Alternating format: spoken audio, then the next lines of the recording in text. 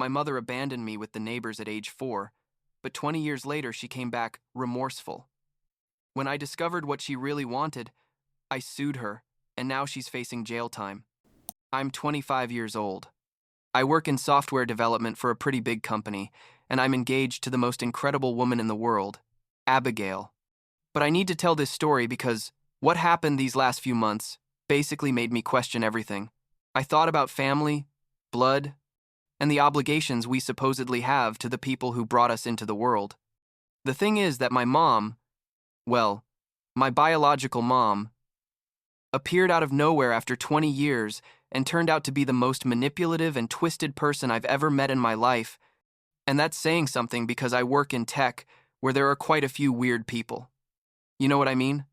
I guess I should start at the beginning, when I was 4 years old and my biological mom, Patricia, left me with the neighbors and just disappeared.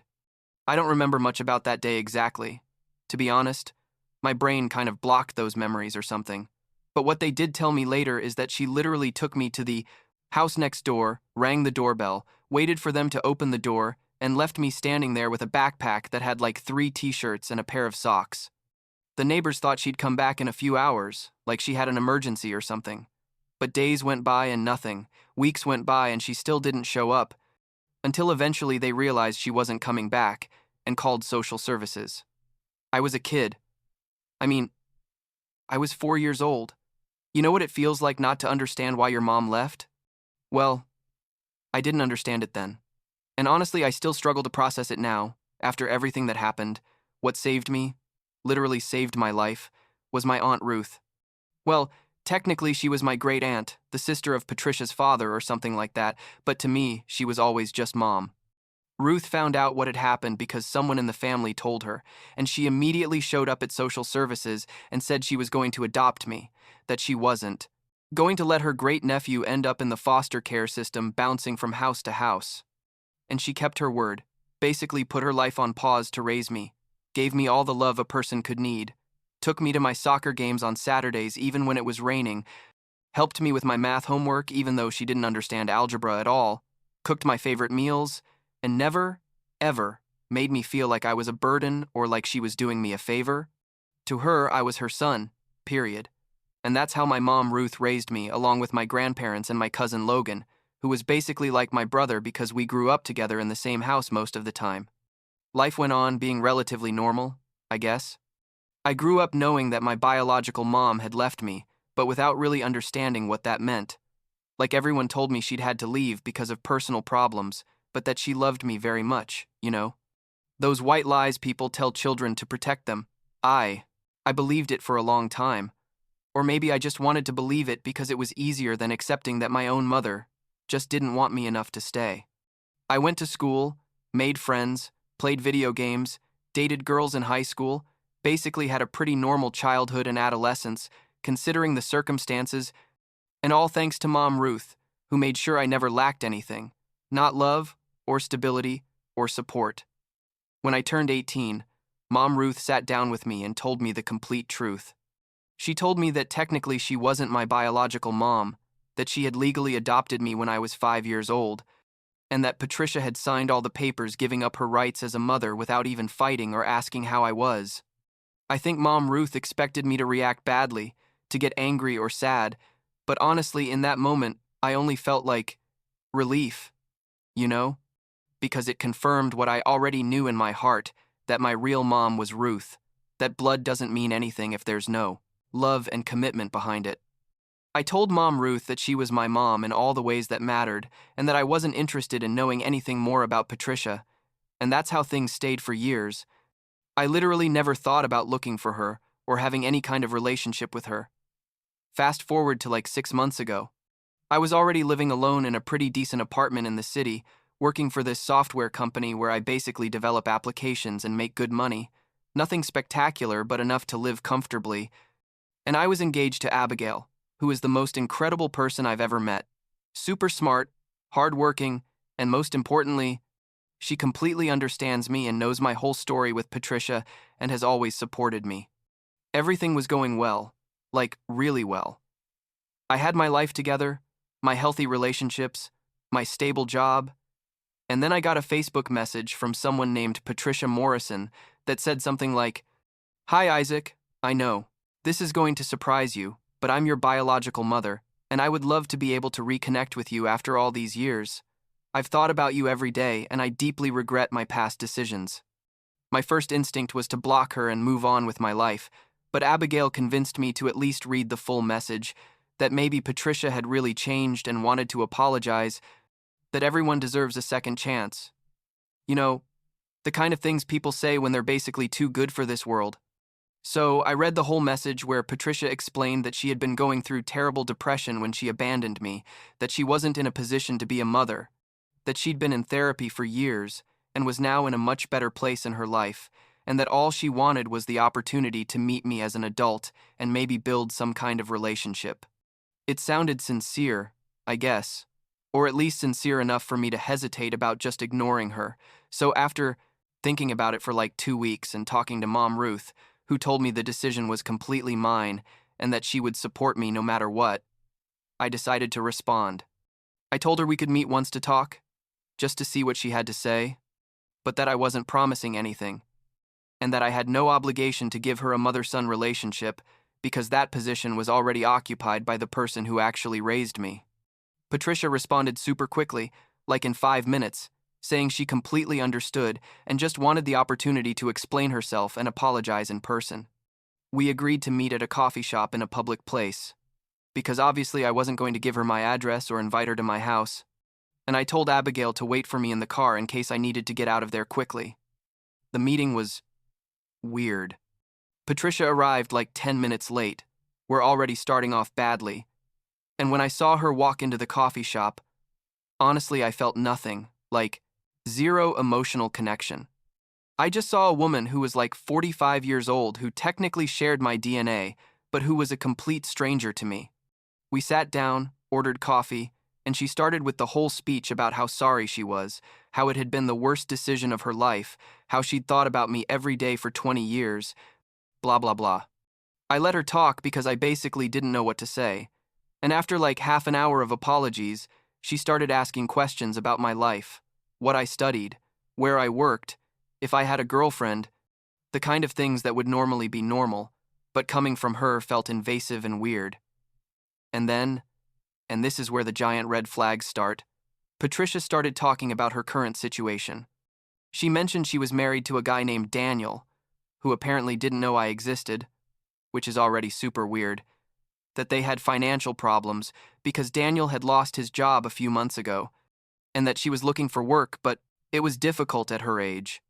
She didn't say it directly, but she was like hinting that she needed financial help, like subtle comments about how it must be great to have a stable job in tech and make good money, asking how much my apartment cost, those kinds of things that make you uncomfortable but you can't exactly prove they're manipulating you, you know what I mean?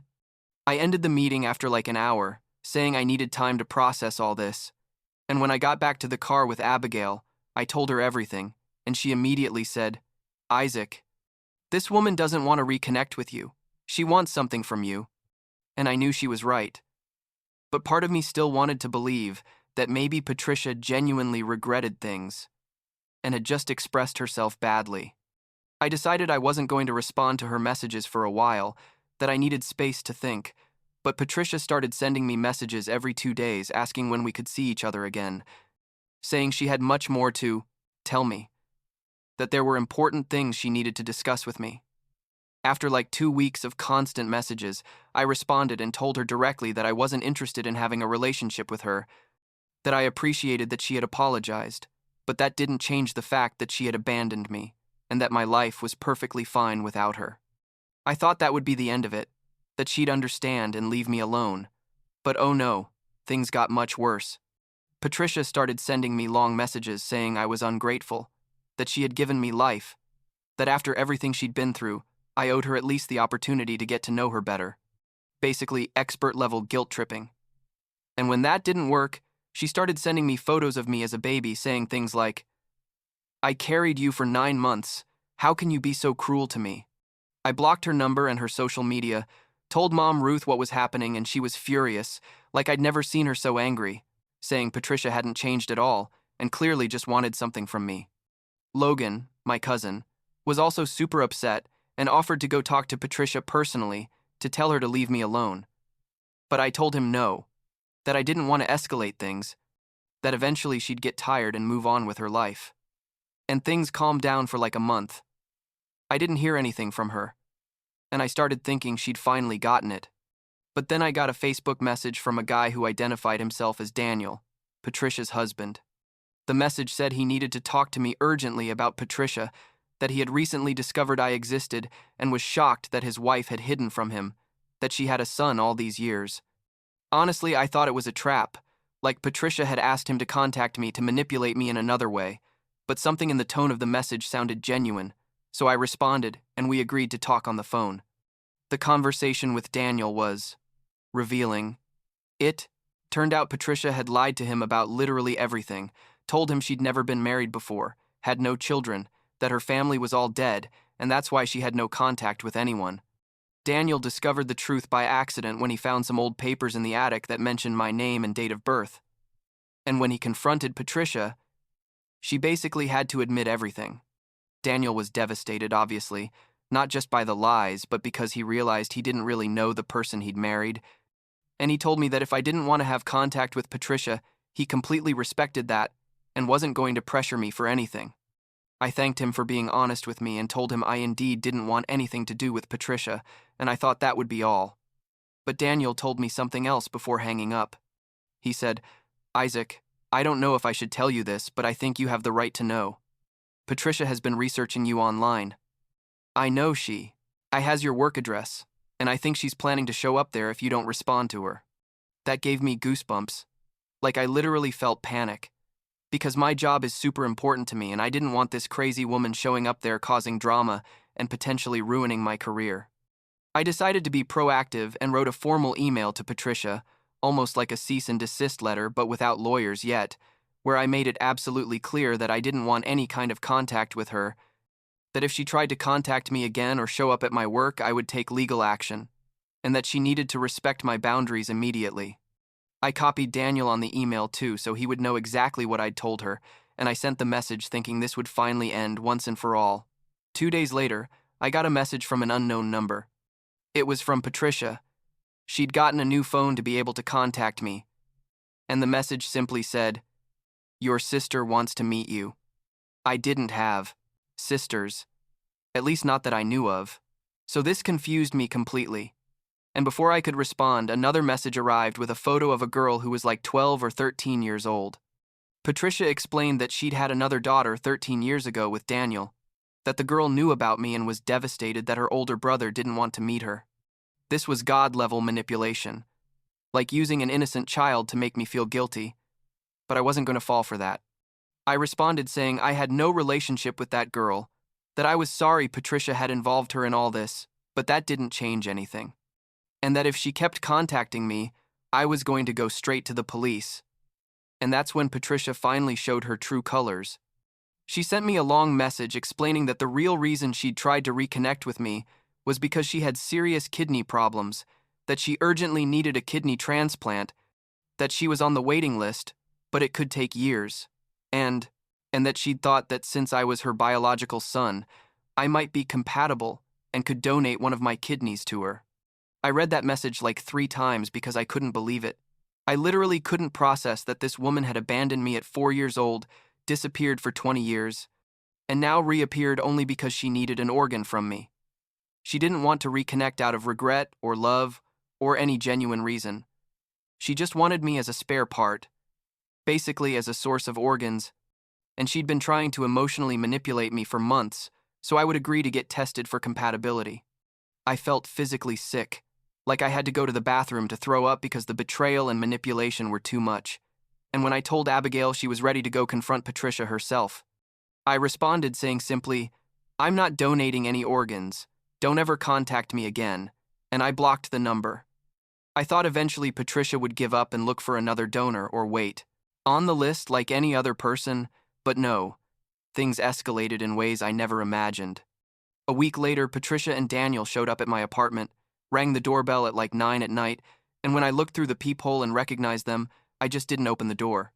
They stayed there ringing and ringing, yelling that they needed to talk to me, that it was an emergency, and eventually I had to call the police to get them out. The cops arrived, talked to Patricia and Daniel, and basically told them to leave or they'd arrest them for harassment, and they finally left. But before leaving, Patricia yelled through the door, "You're going to regret this, Isaac? You're going to carry my death on your conscience for the rest of your life." Those words haunted me for days, like I couldn't sleep well because I kept hearing them in my head. And although I rationally knew I wasn't responsible for her health, part of me felt terrible because at the end of the day she was a human being who was sick and maybe I could help. I talked to Mom Ruth about this and she hugged me and said, "My love, you don't owe that woman anything. She made her decisions 20 years ago and now she has to live with the consequences. You can't sacrifice your health and well-being for someone who was never there for you." I also talked to a therapist, Dr. Bennett, who helped me a lot to process all this and confirmed that setting boundaries with Patricia was the right thing and that I had no moral obligation to donate a kidney just because she gave birth to me. Things calmed down for like 2 weeks until I got a call at work from my boss saying he needed to talk to me urgently. When I went into his office, he asked me if I knew someone named Patricia Morrison, and when I told him yes, that she was my biological mother but we had no relationship, he told me that Patricia had called the office that morning saying I was using drugs, that I had stolen money from her, and that I was a dangerous person who I shouldn't be working with computers because I could do illegal things. My boss knew me well, and obviously didn't believe any of that, but he told me he needed to document the incident because if Patricia kept calling, they might have to get legally involved. I was furious, like I'd never been so angry in my life, because it's one thing to harass me personally, but something completely different to try to sabotage my career and my professional reputation. I decided enough was enough and went straight to a lawyer to discuss my options. The lawyer explained that I could request a restraining order based on the pattern of harassment, and I could also sue for defamation for the false calls to my work. We started the legal process immediately, gathering all the evidence I had, the messages, the emails, the police report from when they showed up at my apartment, everything. While waiting for the restraining order to be processed, I decided to do something that many would probably consider controversial. But that for me was necessary. I wrote my complete story on a blog and shared it on my social media, explaining exactly what Patricia had done, how she'd abandoned me, how she'd reappeared only to ask me for a kidney, and how she'd tried to sabotage my career when I refused. I didn't use her full name in the public post, but I was very specific about what had happened, and the response was overwhelming. Literally hundreds of people shared my story and sent me messages of support saying I'd done the right thing by setting boundaries. Patricia saw the post, obviously, and responded by creating her own narrative on Facebook, where she painted me as the cruel and ungrateful son who was letting his poor, sick mother die. But people in the comments basically tore her apart, because when they investigated, they found that I'd included evidence of everything I said. Daniel also saw all this and contacted me to say he was divorcing Patricia, that he'd finally seen who she really was, and didn't want to stay married to someone so manipulative and deceitful. The restraining order was approved and Patricia officially received papers prohibiting her from contacting me in any way or coming within 500 feet of me, my home or my work. I thought that would be the end, that I could finally move on with my life in peace. But Patricia and Daniel, this was before they decided to divorce, showed up one last time at my house, completely ignoring the restraining order. This time they offered to pay me for the kidney. They literally said, "We'll give you $50,000 if you get tested, and if you're compatible, you donate." As if they could buy my body with money. I called the police immediately, and this time they did arrest Patricia for violating the restraining order, and she spent like 3 days in jail before they set bail. Since then, I literally haven't heard anything from her, and my lawyer tells me there's probably going to be a hearing in the next few months for the violation of the restraining order, and possibly for the defamation lawsuit, depending on how much damage I can prove her false calls to my work caused. The situation with Daniel is interesting because after he decided to divorce Patricia, he contacted me to apologize for everything, saying he didn't really know who she was and that he was sorry for showing up at my house that time. I told him I didn't hold any resentment toward him because I understood he'd also been manipulated by Patricia, and he thanked me for my understanding. I found out like a month ago that Daniel got full custody of their daughter, the girl Patricia had mentioned, and that Patricia only has supervised visits, which is probably for the best considering everything. As for Patricia's health, honestly, I don't know what happened with her kidney situation. I know she's on the waiting list like any other patient who needs a transplant, but I have no idea if she found a compatible donor or if she's still waiting. And the truth is, I don't care anymore. I know it sounds cold to say that about someone who's sick, but after everything she did, all the manipulation and harassment and trying to ruin my life, I just can't feel compassion for her. And Dr. Bennett tells me it's okay to feel that way, that it doesn't make me a bad person to set boundaries even when someone is sick. Mom Ruth is incredibly proud of how I handled all this. She says I showed a lot of maturity and strength by maintaining my boundaries despite all the emotional pressure. Logan literally wanted to go physically confront Patricia at one point, but I convinced him it wasn't worth it, that the best revenge was just to live well and be happy without her in my life. Abigail was by my side through this whole mess. She was my rock when I felt like I was going crazy, and that only confirmed that she's the person I want to spend the rest of my life with. I've been going to therapy regularly with Dr. Bennett to process everything that happened, and he's helped me a lot to understand that I have no obligation to Patricia just because we share DNA. That real family is the one you choose, and the one that's there for you when things get tough, not the one that shows up only when they need something from you. He also helped me let go of the guilt I felt about not donating the kidney.